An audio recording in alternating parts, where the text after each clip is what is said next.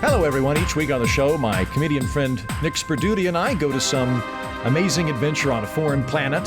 But last episode, Nick died. He died, and so that's not there anymore. So under the current circumstances, I am forced to team up with our Gungan Joe Blobe. Hey, Joe Blobe. Forced? Yeah, well, everybody else got a prom date. I gotcha. Hey, look, I'm the one without a life debt and, still stuck in this apartment. So, this is going to be fun. Yep. Thanks, man. Daddy's home! Whoa! Oh my God! It's the ghost of Nick. Are you a ghost? No. I'm corporeal. Feel this. You that is corporeal right there, and I would say less than 3% body fat on top of that. Nick, you're alive! I'm so happy, Nick. You know what? I'm so happy too. But first of all, thank you for the body fat comment, and also just for keeping things going. And I know what you're thinking. What? How? Where? Why? You Who? read my when? mind. I am thinking all of those things. Did you fake your death? Did you not really die? Oh no, did you not die in the refrigerator? And we sent you off in that box? Like that very large hamster box? No. That Nick died. What? That Nick was a Cylon. What? Do you remember our little trip to the Replicant Homeworld? Yeah, boy, do I. You mean the Fembot home planet? That was a great trip with all the super logical hotties. I love that place. Okay. All right. Either way, the point is, when we went there and I disappeared. It's like a bunch of autistic Victoria's supermodels. It was great. Okay. The point is, I disappeared when we got there. Do you remember that? Yeah, you disappeared for like a day, but I was distracted. Couple days. Yeah. And the fact that you don't even remember it hurts a little, but I get it. You were distracted. The point is, I met the leaders of the replicants. Oh, I bet they're smoking hot. They came to me and they said, hey, we have an opportunity for you. We've been doing a little bit of experimentation. We'd love to see if your friends and family and everybody else, your bosses and everybody else, would notice if we put one of our new model replicants out there. They keep working on better and better replicants. As you could tell. Could you even tell that the other Nick was a replicant? No. Okay. So I listened to the podcast, by the way. Oh, thank you. You're welcome. I didn't say it was good, but I listened to it. You've been working really hard on that. Yeah. And I feel like it's really improved. So do you remember how there was a special charter that day into the Fembot Homeworld, as you call it? Yes, I remembered. I remember I woke up and I had omelets, and they were like, here you go. And they gave me a copy of the Financial Times, which is pink and makes me feel super badass when I read it, drinking coffee in my wingtips. And then I glanced over and I was like, huh, that's odd. A charter ship coming in from Earth. I remember I noted it in my diary. That was Megan coming to the Replicant Homeworld. Oh. Nick, I have so many questions here. Start with one. Okay, yes. So the last 6 months, I wasn't palling around with real Nick that I've known for years. No. I was palling around with a replicant simulacrum of him. Yeah, that being said, very much felt emotion, very much had my instincts and how I would act and behave, and also all of my memories. So everything you felt with that Nick was probably as close to anything you feel with me. Okay, well, that makes me feel a little bit better. Especially the death. Yeah. I was real torn up about that. You can ask anybody. You sounded torn up in the podcast. Yeah, we did a whole funeral episode, Hold on, though. Wait. If he was a Cylon, with him then, because this happened after the Replicant Homeworld, we went to the planet Krypton, where under a red sun, as humans, we had Superman powers and we could fly around. But if he wasn't a human, how could he even do that? How could he fly? That doesn't make any sense. Confidence. Really? He always thought that he was a human. So it was like a placebo effect? Like he could fly because he thought he was a person? And he also thought that the red sun of Krypton would give him Superman powers? That's very impressive.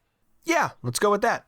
You know what? I'm going to read some Tony Robbins when we're done here. I'm going to listen to some Tony Robbins because that, shit, if you can fly just based on confidence. I'm going to say that your commitment to it just You started with, I'm going to read some, to I'm going to listen to some. So if it feels like then you're going to just watch a video, it feels like you're really dropping your commitment. I'm just going to watch a YouTube clip. And what I'm going to do is I'm going to Google Tony Robbins, You Can Fly, and see if he's done anything on this. And then if that doesn't work, I'm like, well, I guess I don't have enough confidence. Back to misery. Wait, okay. But then if Megan was with you on the Replicant Homeworld for the last 6 months, who's the Megan in the apartment been? Well, Cylon. Wait, so I've been living with Cylon Nick and Cylon Megan for the last 6 months? Yes. Also one of the Wookiees, but I won't tell you which one. Whoa. Hey, real quick. So if you're alive and you're married to organic Megan, but now there's replicant Megan, whose husband is. I just saying that there's two Megans. Then I just why wouldn't? But it kind of be like we're brothers-in-law. Andrew, no. So do you get two? They just don't seem real fair, Nick. Here we are in lockdown. That's the way the cookie crumbles, bud. I've lost the greatest musical chairs competition in recorded history, being single during lockdown, and you've got a wife and a Cylon wife. Yeah. Well. Okay. Yeah. Well, eventually we'll have to turn off the Cylon wife, but right now I'm going to keep them separate so they don't really know. I don't want the Cylon wife to feel so bad about not being a person. I feel like that would really be very effective. I imagine if Cylon Nick knew that he wasn't a person, he would also be very distraught by it. Probably. I think it would have bugged him. Although occasionally he seems slightly evil, but I just thought that was you being evil. But apparently he thought he was a person. Might have Good been. to know. Well, yeah. Like I said, same instincts. Yeah, same instincts. Okay, so a couple things that you should know. Joe Blob and the Wookiees have all been released from their life debts because that happened with Cylon Nick. That's what I assumed. And the Wookiees all moved into an identical apartment next door where at present they are planning to form a family band. That I didn't know. Yeah. That I wasn't on the podcast. Now that you're back, if you could go talk to them, they are really not obeying, in my mind, good noise hours. Like I think after 10 you shouldn't play music, and they all of them play bass guitar. Every single one of the Wookiees plays bass guitar. I feel like a good name would be Becca and the Wooks, but I'll just bring that up to them. Nick, what a day. I thought we were going to go down to the park, and instead, my good friend Nick comes back from the dead. I understand you weren't actually dead. You were just, in hiding on the Replicant Homeworld. Gosh, Nick, I mean, like, we were going to go do an adventure and stuff. I'm just so happy you're back, and now I'm kind of emotionally exhausted. Do you just want to, catch up on Netflix or something? I do. Actually, you know what? I have some really great Replicant Netflix shows you haven't seen yet. I would love to see some Replicant shows. Yeah. So there's this wonderful cop show, actually, but it's a dog and it's a Cylon. It's called RoboCop Dog. RoboCop Dog, and it's a cop show about Cylons and their Cylon dog. Yeah, half-hour comedy. Oh, great stuff. That's great. It's like it's like single cam. Kind of like a Curb. Sort of style, but about a cop dog.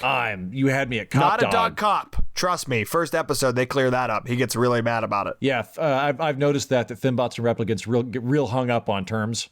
They really get focused on that. That's true. Yeah, I noticed that. Yeah, when I we found were there. that out the hard way. When being there. All right, hold on. I'm going to get at the remote.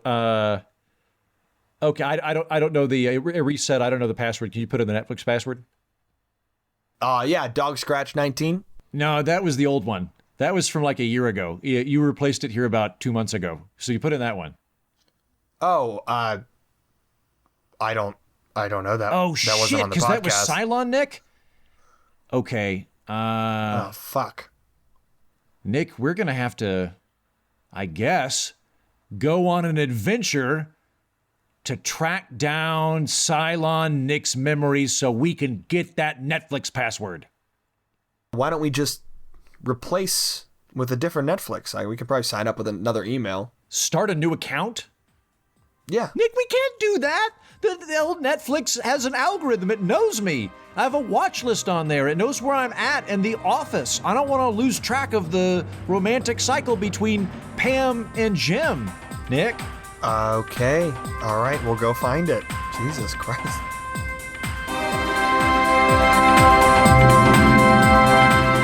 That's the show. Thanks for listening. Thank you to the talented Mr. Jared Berman, who voices Joe Blow. And thank you Kevin Delano, who plays AJ-19. You may not have heard him speak in this episode, but I am confident you felt his gravitas all the same. And thank you, Nick Sperdute, who is not actually dead. So excited. I can't wait until our next adventure when we sally forth into this great, mysterious cosmos to track down your dead Cylon duplicate's positronic brain so we can pry it open with a fork and scoop out the Netflix password. Until next time, tally-ho!